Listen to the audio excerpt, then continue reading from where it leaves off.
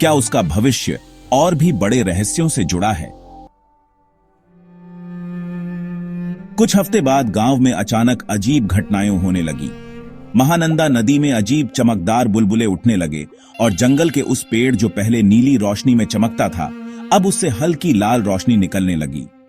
सद्दाम ने गांव के बुजुर्गों से सलाह ली, लेकिन उन्हें भी इन घटनाओं का कोई जवाब नहीं मिला। एक रात वही पुराना नीला पत्थर जिसे सद्दाम ने पहले नदी में देखा था, अचानक किनारे पर आ गया। पत्थर पर नई आकृतियां उभरने लगी। सद्दाम ने उसे छुआ और उसी पल उसके दिमाग में तेज आवाज गूंज उठी, सद्दाम, तुम्हें भविष्य में जाना होगा। तुम्हारे गांव पर बड़ा खतरा मंडरा रहा है और उसे बचाने का रास्ता केवल भविष्य के समय में मिलेगा।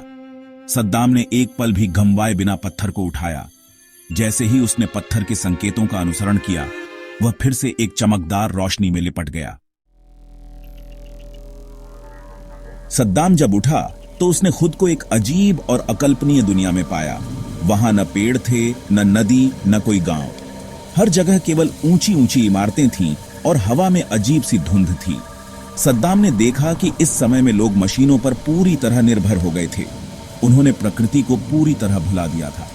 लेकिन सबसे चौंकाने वाली बात यह थी कि बनियाटोली गांव, महानंदा नदी और जंगल सब कुछ मिट चुका था।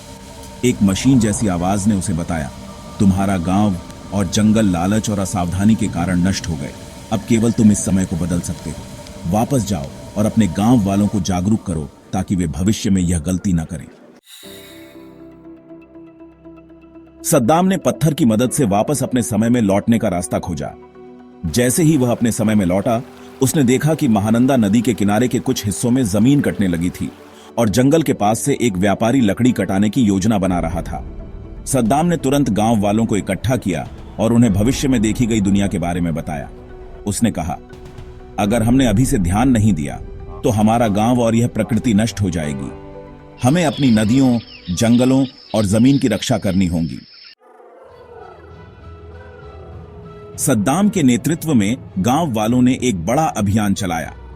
उन्होंने जंगल को संरक्षित घोषित कर दिया और महानंदा नदी के पास नई फसलें उगाना शुरू किया जो मिट्टी की मजबूती बनाए रखती थीं। उन्होंने यह भी सुनिश्चित किया कि गांव में कोई प्लास्टिक या प्रदूषण न हो। धीरे धीरे बनियाटोली गांव पर्यावरण संरक्षण का प्रतीक बन गया। दूर दूर से लोग सीखने के लिए आने लगे। एक दिन चमकता पेड़ फिर से नीली और हरी रोशनी में चमकने लगा। उसकी रोशनी इतनी तेज थी कि पूरे गांव ने इसे देखा।